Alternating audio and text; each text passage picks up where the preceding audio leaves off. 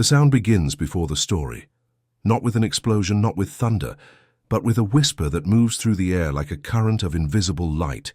It's the breath before the dawn, the vibration that precedes form. Before the first heartbeat, before the first cell divided, there was a tone, a word unspoken but alive. It traveled through the fabric of the unseen, shaping matter, commanding atoms, igniting consciousness. And somehow it still echoes in the quiet spaces between our thoughts. We have forgotten this word, or perhaps we only stopped listening. Yet it lives in every cell, woven into the electromagnetic rhythm that animates life itself. It is older than language, older than prayer, older than any scripture carved by human hands. Ancient healers called it the living resonance.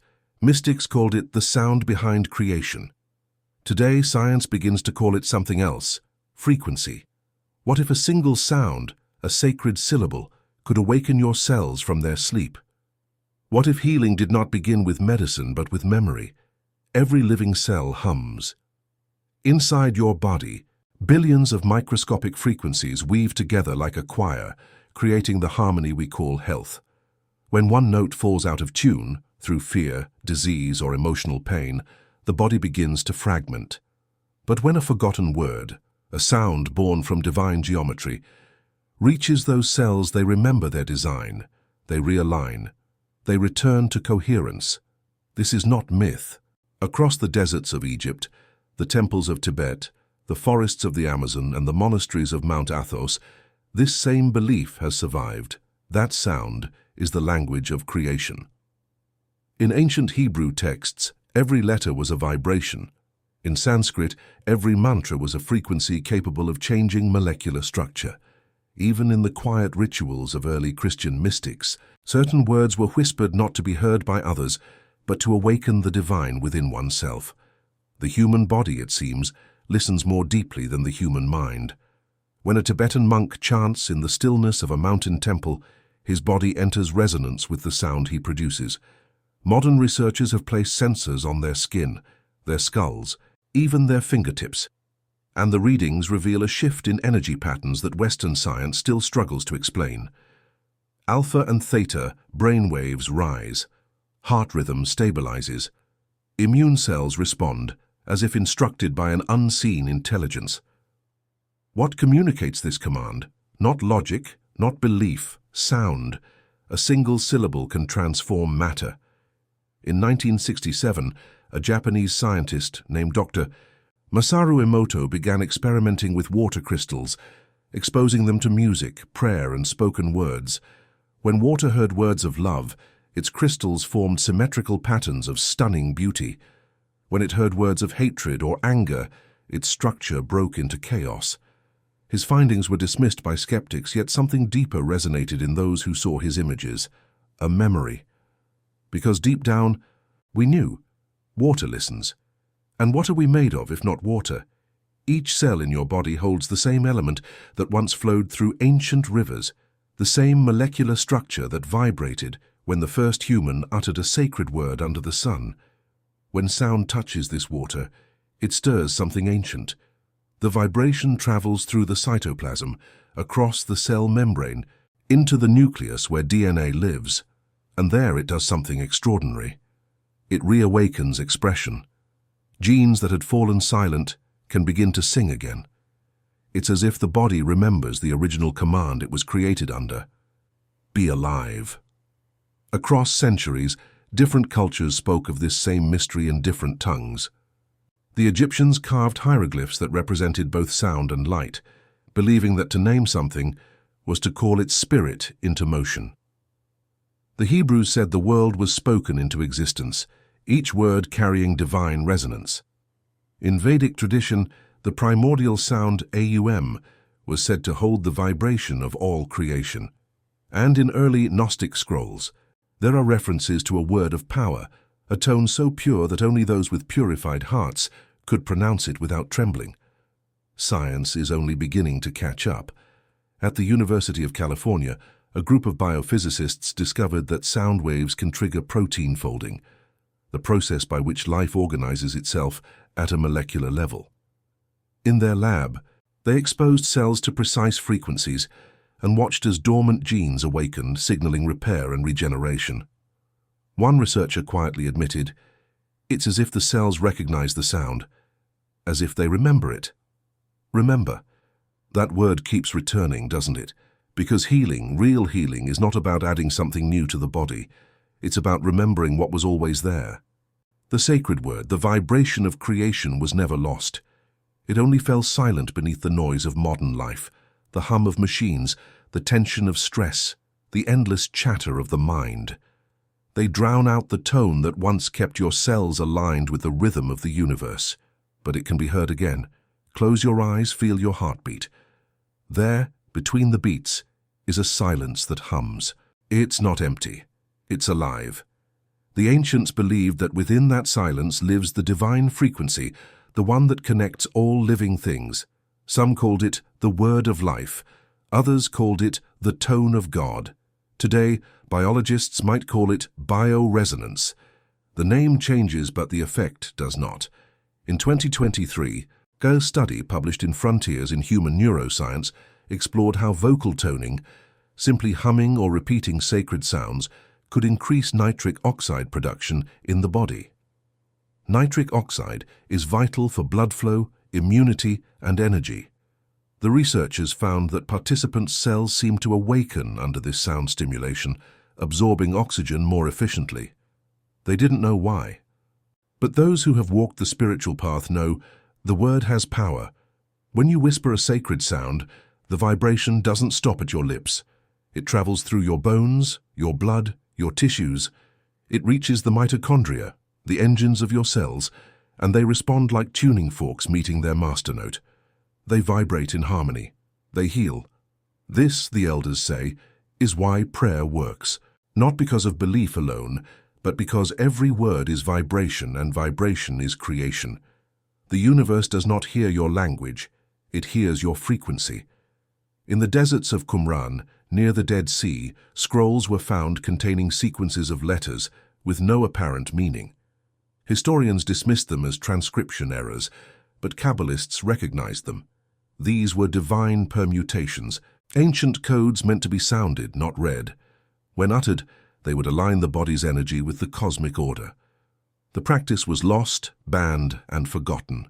But the idea, that sound can activate divine energy within matter, endured. Today, scientists working with cymatics, the study of how sound shapes form, are rediscovering what the mystics already knew. When sound frequencies pass through particles of sand, water, or even living cells, they create intricate geometries, circles within circles, spirals, patterns that mirror the structures of galaxies and DNA alike. In other words, sound doesn't just move matter, it organizes it. When you speak with love, your voice carries a geometry of harmony. When you speak with fear, it carries distortion. Imagine what decades of self-criticism, anxiety, and noise do to the internal music of your body. Now imagine what one sacred word, spoken with intention, bathed in silence, could restore. This is the essence of vibrational healing, the power of word, tone, and consciousness working as one. Monks in the high Himalayas knew it. They chanted not to praise, but to attune. Native healers sang over water before giving it to the sick, believing their words infused the liquid with memory. Even in early Christian mysticism, words like Amen, Abba, and Hallelujah were not simply praise, they were frequencies aligned to higher harmonics. Each syllable carried a specific energetic resonance, meant to activate the spirit and purify the body. But here lies the mystery. What if one specific word, older than all others, carries the original frequency of creation itself? There are whispers among certain scholars of ancient linguistics that one lost Hebrew syllable, hidden within the ineffable name of the divine, might be that word. Not to be spoken casually, not to be used as language, but as vibration, the resonance that bridges flesh and spirit. Some believe the forbidden tetragrammaton, the four-letter name, is not meant to be pronounced as we do, but sung, a harmonic pattern that once sustained the balance of life itself. Could this be the frequency our cells are waiting for?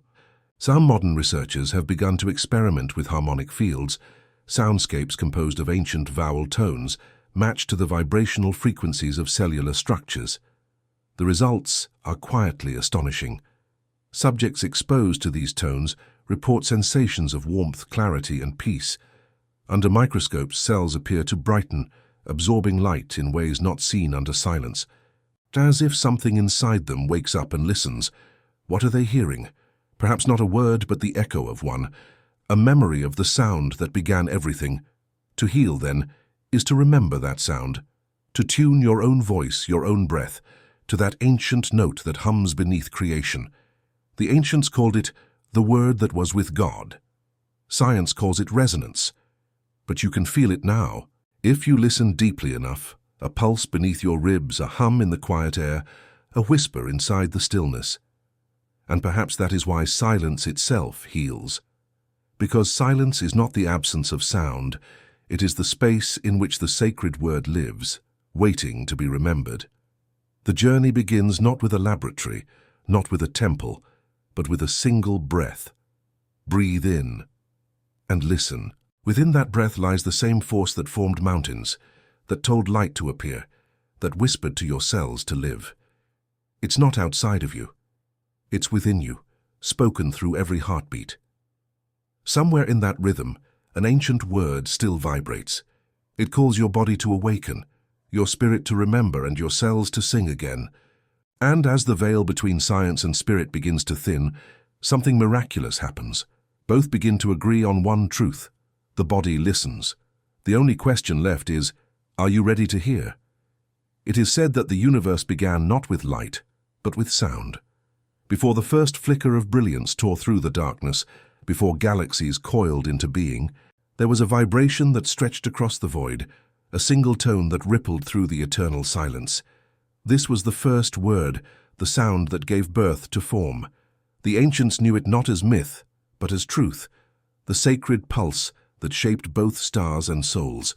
When you hear that word, something inside you stirs, not your ears, not your mind, something deeper, something that remembers. Because your body was not created apart from that vibration, it was created within it. Your blood flows in rhythm with that original tone. Your breath mirrors its expansion and contraction. Every cell in your body is an echo of that first divine frequency. And so the old texts tell us, to speak in alignment with the word is to return to the source. In the temples of early Sumer, before stone learned to crumble, before the names of gods became mere history, priests would gather in chambers carved with deliberate resonance. The walls were curved like the inside of a shell, designed to magnify sound. They believed the human voice was the most powerful tool of creation, capable of commanding matter itself. To speak was to sculpt reality, to whisper was to heal. They called the sacred tones me, the songs of the gods, and when sung correctly, the air itself seemed to shimmer. Centuries later, the Hebrews inherited this wisdom and encoded it into their language.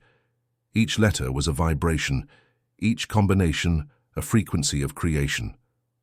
The Torah, they said, was not merely a text, but a sequence of divine sound, the resonance of God translated into human syllables. The name that could not be spoken was never about secrecy, it was about reverence, because to pronounce it correctly was to align one's being with the cosmic frequency that sustains life. Modern science is just beginning to rediscover this lost understanding. Quantum physicists speak of a vibrational universe where every atom oscillates, every particle sings. DNA itself emits sound, a microscopic symphony that keeps the body's orchestra in tune. In 2019, researchers in Switzerland used laser interferometry to detect nanoscale vibrations inside living cells. What they found astonished them. Each cell emitted unique harmonic patterns that changed when exposed to external sound frequencies. Cells responded as if they were listening. Imagine that, your cells listening, waiting for a word they once knew. But the ancients didn't need microscopes to understand this. They felt it. They knew that sound was not just heard but experienced, that it could pass through flesh, bone, and spirit. In the monasteries of Mount Athos, Orthodox monks still chant in tones that echo from the Byzantine past. Those who have listened from within the ancient stone say the air grows heavy, dense, alive. It's as though the chant itself rearranges the molecules around them. For some, tears fall without reason. For others, the body trembles with release. Because these chants, like the Sumerian me, are not melodies, they are activations.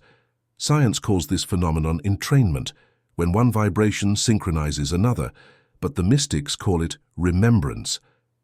In the early 20th century, a Russian scientist named Alexander Gurevich proposed that cells communicate through light, a form of biological radiation he named biophotons. Later, Dr. Fritz Albert Popp expanded on his work, discovering that healthy cells emit coherent light, while diseased cells emit chaotic signals. The coherence, he realized, could be restored by certain sound frequencies. Music, chanting, even human speech could reorder the light of the body. The spoken word, then, is not metaphorically powerful. It is physically transformative. Could this be the key the ancients left behind? Consider the Hebrew word amen. Across faiths, it is uttered at the end of prayer like a seal of completion, but in its original vibration, amen, the syllables mirror the frequencies of the sacred triad, the opening of creation, ah, the manifestation into matter, m, and the return to unity, n. When pronounced with awareness, the body vibrates at a measurable frequency that aligns the heart and brain. Studies on Gregorian chant reveal similar effects. Monks who chant for extended periods enter heightened states of coherence between heart rhythm and neural patterns. Their blood pressure stabilizes, their immunity strengthens. This is not mysticism, it is resonance. Yet there is one word, a word older than amen, older than aum, older even than recorded time, that the ancients believed to be the seed of all creation. It was never written, only transmitted through oral lineage, passed from initiate to initiate, from master to disciple. In some traditions, it was said to be the breath of the divine, a vibration so pure that when uttered, the very structure of the body realigns. The Egyptians hinted at it through their hieroglyphs for sound and light. The Hebrews concealed it within the unspeakable name. The Vedic sages encoded it within their mantras. They all pointed to the same mystery, that there exists a sound capable of awakening the divine intelligence within the human cell. To find this sound, one must listen not outwardly but inwardly. The seeker must descend beyond the thoughts that chatter, beyond the emotions that surge, into the still space where the heartbeat and breath meet. In that sacred silence, a tone arises, faint but steady. The yogis call it the anahata nada, the unstruck sound. It is the vibration that never begins and never ends, the hum of creation that exists within all beings. When one attunes to it, they no longer speak to the universe. They speak as it. This is the word that activates the cells, not a language but a frequency, not a meaning but a resonance. Science can measure the effects, but not the essence.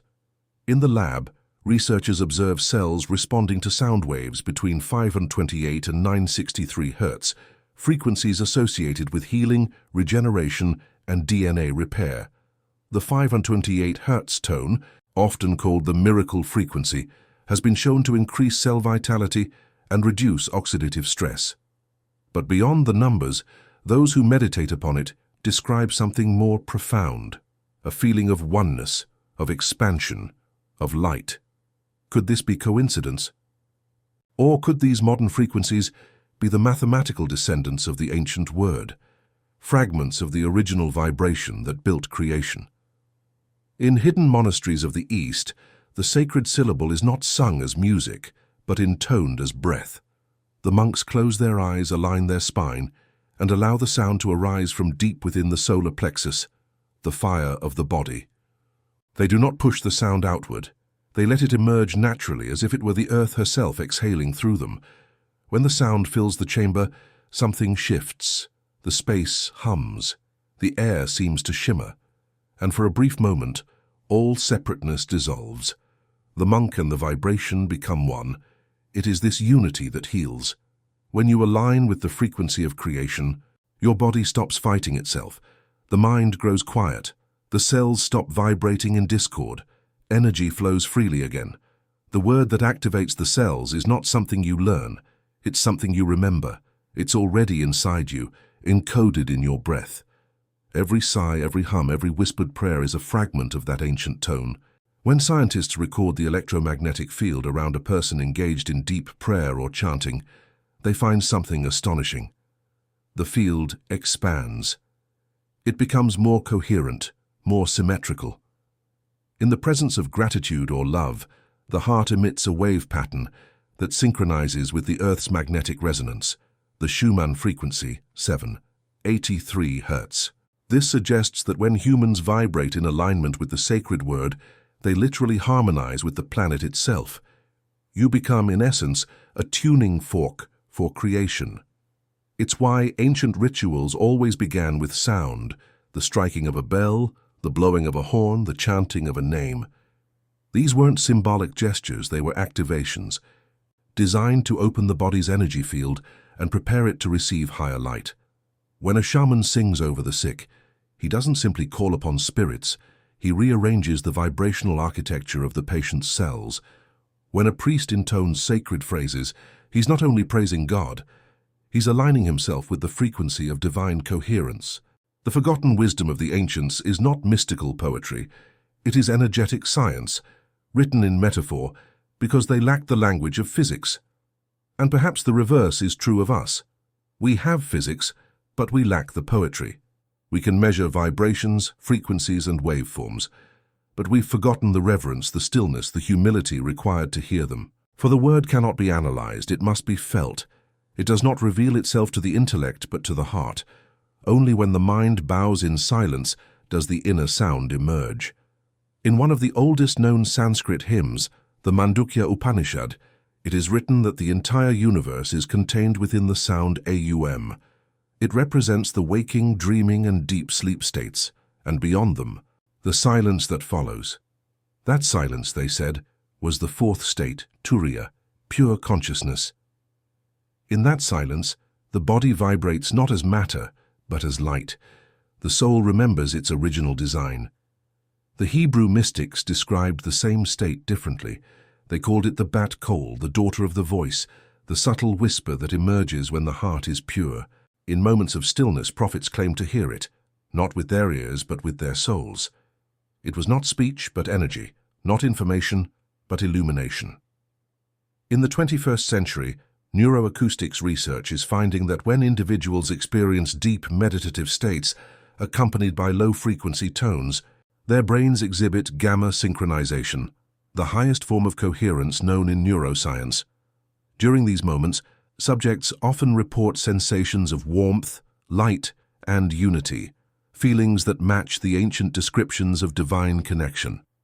What the mystics called the word, science now calls coherence. Different languages, same truth. You do not need to climb a mountain or find a temple to experience this. You only need to remember how to listen. Beneath the hum of your refrigerator, beneath the traffic, beneath your thoughts, there is a sound that never stops. You can hear it when you close your eyes and rest your awareness behind the heart. It is a subtle vibration, like a low chord sung by the universe itself. When you place your attention on it, your breath slows, your body softens, your cells awaken. They begin to hum back. It is as if they recognize the sound, as if they've been waiting for it. Because they have. Every atom in your body was born from a star. Every star was born from the sound of creation, and that sound still moves through you, calling you to remember who you are. The word is not somewhere out there, it is you. And as you awaken to that realization, the boundaries between spirituality and science begin to dissolve. The mystic and the physicist speak of the same ocean in different tongues, one of love, the other of energy. Yet both describe vibration, both describe resonance, both describe the word. This is the revelation. The healing power you seek has been speaking to you since the beginning, not in scripture, not in sound baths or sacred chants, but in every heartbeat, in every breath, in every silent moment, when you remember that you are part of something vast, ancient, and alive. The sacred word is the pulse of your own being. When you align with it, you return home. And so the old prophecy comes true. In the beginning was the Word, and the Word was with God, and the Word was God. But now perhaps we can say, well, the word is within you. Listen closely, and you will hear it. It's already singing. There is a moment, subtle yet unmistakable, when understanding moves from the mind into the body. It is not the instant you think something is true, but the moment you feel it resonate within your bones, as if every cell whispers, yes, this is what we have been waiting for. Healing begins here, not in the intellect, not in the outer world, but in the quiet recognition that something vast and luminous has always been within you. When you speak this ancient word, even if you do not know its language, your cells listen. They respond not to syllables but to sincerity. They awaken because you have remembered their mother tongue, vibration. This is not a superstition, but a sacred biology. Every word you speak carries the blueprint of your intention, and intention is the architect of reality. It is said that when a newborn takes its first breath, it emits a cry that echoes the frequency of the universe. It is not merely a sound of life, it is the human being announcing its arrival into the great symphony of creation. From that first note, the body becomes an instrument, perfectly tuned to the cosmic song. But over time, the instrument falls out of tune. Fear tightens the strings, pain mutes the melody, the music becomes faint. And yet, the original harmony still exists beneath the noise. The sacred word restores that harmony. When uttered or even silently remembered, it stirs the waters of the body, the 70% of you that is liquid light. The vibration travels through the blood, into the nervous system, to the brain, and down again into the heart. The heart, the first organ to form in the womb, beats not because it learns to, but because it remembers the rhythm of the universe. This is why your heart responds to music, why it accelerates with chaos and softens with calm. It listens, it always listens. To speak the word of life is to whisper directly to the heart. Ancient healers knew that the heart was not a pump alone. It was an antenna. Its field radiates several feet beyond the body, measurable even by modern instruments. When you feel love, compassion, or reverence, the field becomes ordered, coherent, harmonic. And this harmony ripples through every cell, reminding them of their purpose, not merely to survive, but to resonate. This is the hidden mechanism behind miracles. A body that vibrates in coherence can heal faster, think clearer, and even influence the environment around it. Studies from the HeartMath Institute show that the electromagnetic field of the heart can synchronize with others nearby. One person in deep gratitude can gently bring another's heart into coherence simply by presence. The ancients would have called this a transmission of light. Science calls it biofield entrainment. But the essence is the same, one frequency lifting another back into harmony. Imagine what happens when an entire being, body and soul, aligns with the primordial word. In that state, disease cannot exist, not because it is destroyed, but because it has no resonance to attach to. Fear dissolves because it finds no echo. The body reorganizes itself around a higher pattern, one that mirrors the geometry of the divine. The mind no longer fights the body. The soul no longer battles the mind. Everything becomes one tone, whole, steady, alive. This is the transformation that the mystics spoke of, not magic, not escape, alignment. The ancient Egyptians practiced it through their words of power, known as hekau. They believed that every illness began as a distortion of vibration, a disharmony between the body's sound and the sound of creation. To heal, one did not treat the symptom, one restored the song. The priest would speak or sing a sacred word over the patient, invoking Ma'at, the divine balance of the universe. Sometimes no medicine was given at all. The sound itself was the medicine. Thousands of years later, sound healers rediscovered the same truth. When tuning forks vibrate near the human body, the cells begin to synchronize with the frequency. Pain lessens, emotional trauma surfaces and releases. Tears fall not from sadness, but from recognition, the body remembering its original note. It's as if the soul sighs in relief, whispering, "Finally, I remember who I am." We live in an age where science dissects and measures everything, yet still struggles to define consciousness. But perhaps consciousness is not meant to be defined. perhaps it is meant to be heard, and the sacred word is its song. When you speak words of love to your body, you are not deluding yourself. You are tuning yourself. When you whisper forgiveness into your heart, you are altering your cellular frequency. You are reminding every atom of its divinity. Even the Bible, so often read for rules rather than revelation, hides this truth in plain sight. In the beginning was the Word, not the thought, not the action, the Word.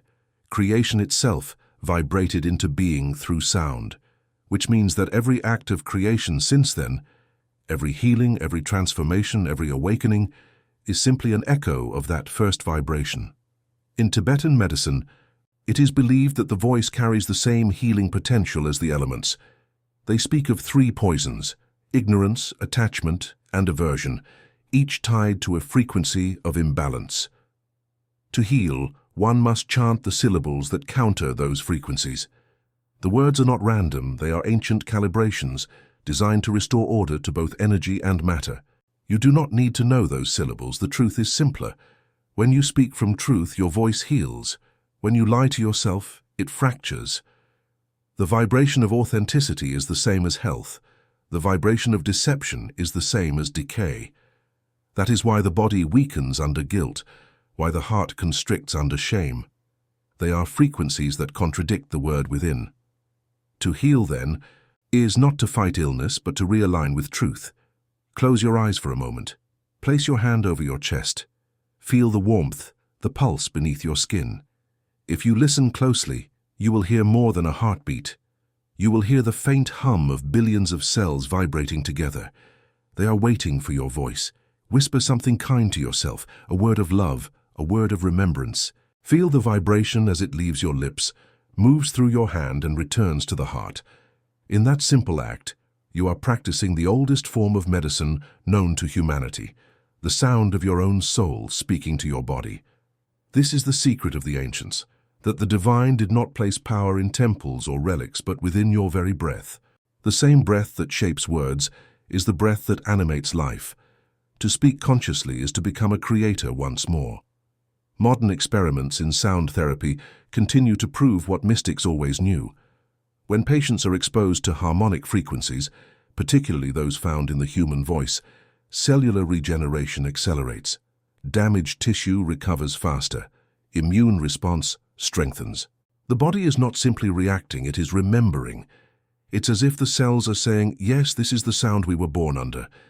This is the moment of transformation, when you realize that you are not separate from the word, but its living continuation. Every sound that leaves your mouth is a command to your body. Every thought that repeats in your mind is a note in your internal symphony. And every emotion you feel is a vibration that shapes your cells. The power to heal is not something to seek outside. It is already resonating within you, waiting to be amplified through awareness. The body listens, the soul conducts, the word sings, and the world around you responds, because resonance is contagious. Just as a single bell can set another to ring, one awakened being can shift the vibration of a room. When you speak from peace, others feel calm. When you radiate gratitude, the air changes.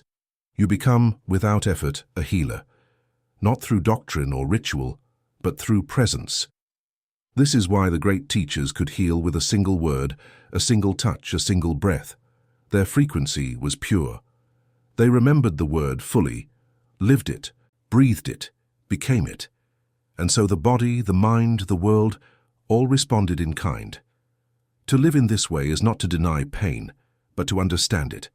Pain is simply dissonance, a part of your being calling out to be retuned. When illness arises, it is not punishment but a request from your cells. Remind us of the sound of home.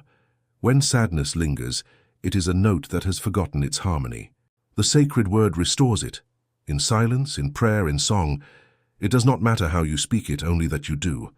Because every time you align your vibration with love, compassion, and truth, your cells awaken a little more. They absorb light. They begin to repair, regenerate, and radiate. You start to feel lighter, not metaphorically, but physically. Energy flows freely through the pathways once blocked by fear. And in that flow, something remarkable happens.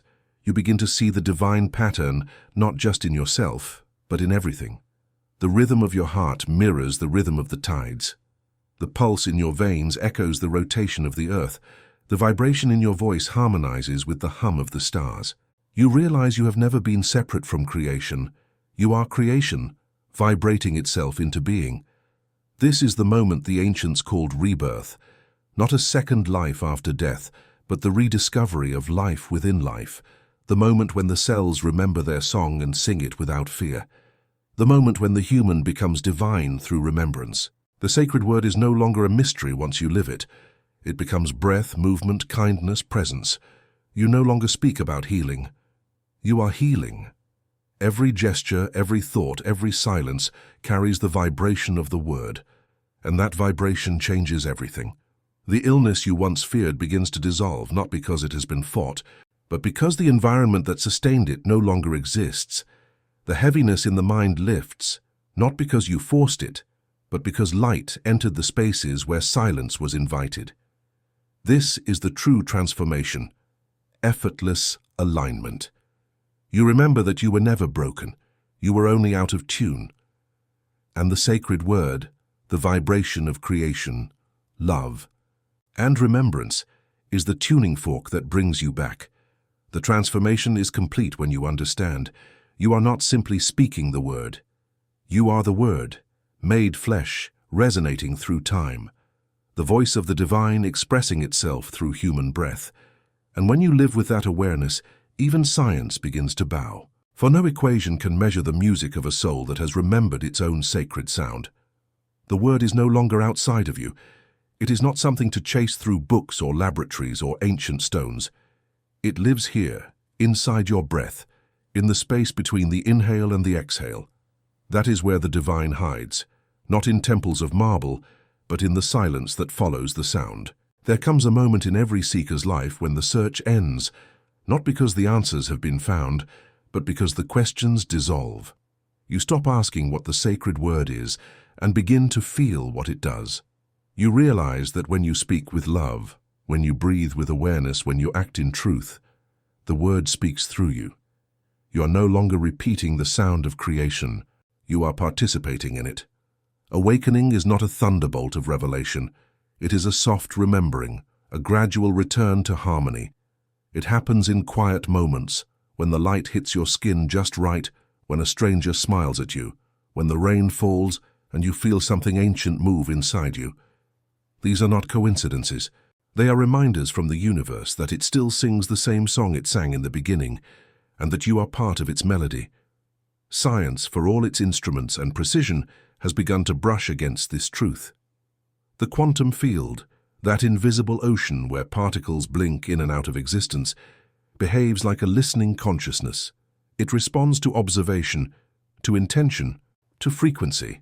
Some physicists now describe it as a participatory universe, one that reacts to the consciousness that perceives it. They may not say it openly, but what they are describing is prayer in another language. Your cells are miniature universes. They too listen. They too respond. When you speak the ancient word, whether as a sound, a vibration, or an act of compassion, they recognize the command written into their origin, to heal, to grow, to glow. Imagine trillions of cells, each vibrating in sacred coherence, each singing its part in the divine chorus. What you call the body is this song. What you call life is its rhythm.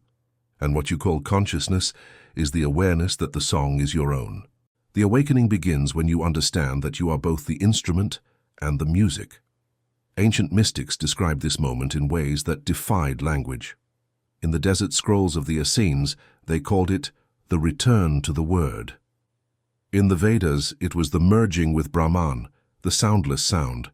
The Sufis spoke of it as fana, the dissolving of the self in the beloved. And in the Hebrew Kabbalah, it was devekut, the clinging of the soul to the divine. In every tradition, the pattern is the same. The seeker listens, the seeker vibrates, the seeker dissolves, and what remains is only the word. When this realization dawns, healing ceases to be an act and becomes a state. You no longer heal to fix, you heal to remember. You no longer pray for change, You pray because you are the prayer. The body follows. The mind softens, the soul expands. You begin to see that nothing was ever broken, only asleep. And slowly, the veil between science and spirit thins even further. In laboratories across the world, researchers have discovered that certain sound frequencies not only repair damaged DNA, but also cause stem cells to multiply. They cannot explain why. Yet they describe the cells behaving as if they recognize the vibration. The old mystics would have smiled. They would have said, "Of course they do. They are hearing the voice of their creator." But who now is the creator? Not a distant being beyond the stars, but the awareness vibrating within you, the consciousness that speaks through your breath, moves through your words, listens through your silence. The divine has never been separate from you. It has only been waiting for you to remember the sound of home. When you chant, when you hum, when you pray, the vibration doesn't travel outward to reach a god. It travels inward to awaken the divinity already present in your cells. That is why you feel warmth in your chest when you speak words of love. That warmth is the frequency of truth. In the Gospel of John it is written, "And the Word became flesh." For centuries people read it as a description of one man, but perhaps it was always meant to describe you. The Word became your flesh. The vibration of creation condensed into your being, your breath, your heartbeat. You are the living continuation of the original sound. Every thought you have, every emotion you feel, every word you speak, all of it ripples through the fabric of existence. To awaken is to take responsibility for your resonance. If you speak in fear, the world echoes fear. If you speak in love, the world softens. The frequencies you emit shape not only your health, but the reality around you. This is why the mystics guarded their words. They understood that to speak carelessly was to create carelessly. Every word is a seed. Every vibration bears fruit. The tongue, they said, is the bridge between heaven and earth. Modern neuroscience confirms that spoken language does more than convey meaning. It rewires the brain. Words of gratitude increase dopamine and serotonin. Words of anger flood the body with cortisol. The cells adjust accordingly, like loyal servants responding to their master's tone. But when the words come from the heart, when they carry the vibration of truth, they do more than change chemistry. They change reality.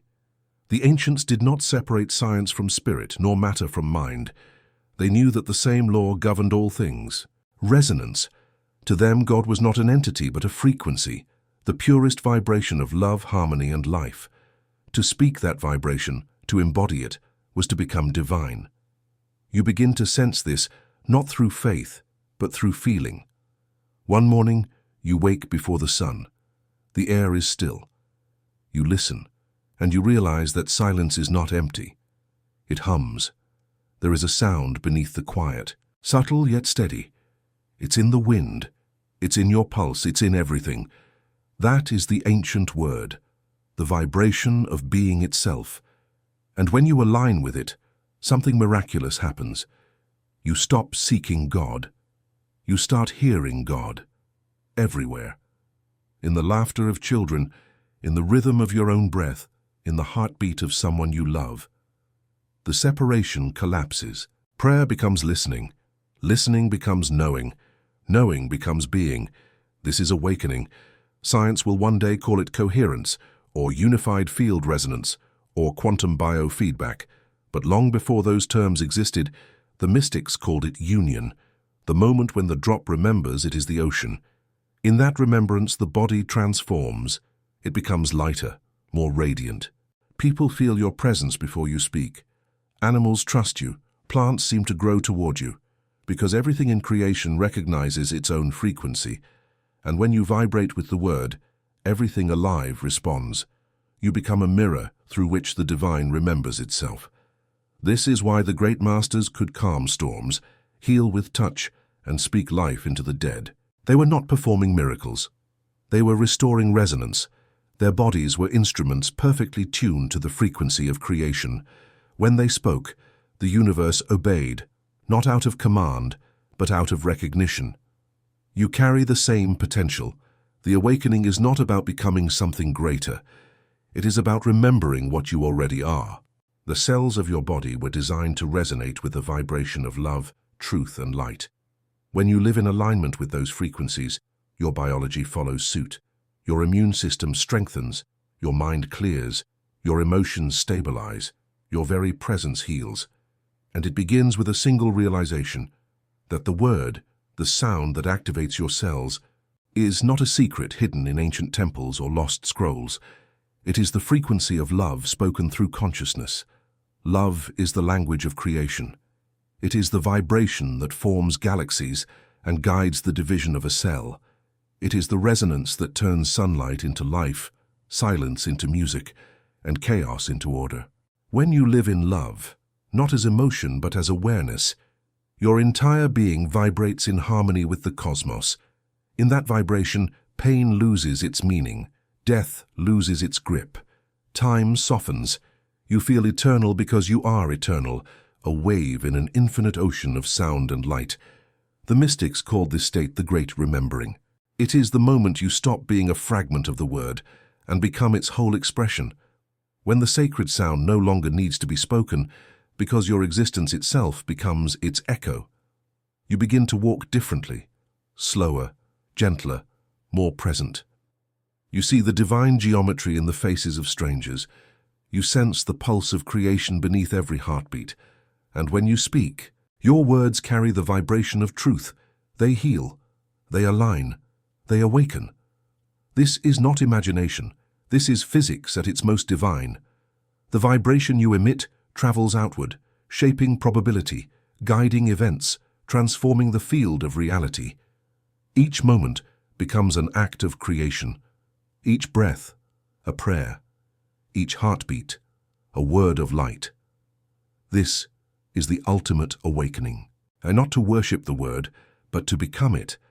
And as this realization settles into your bones, you understand what the ancients meant when they said, "The kingdom of God is within you."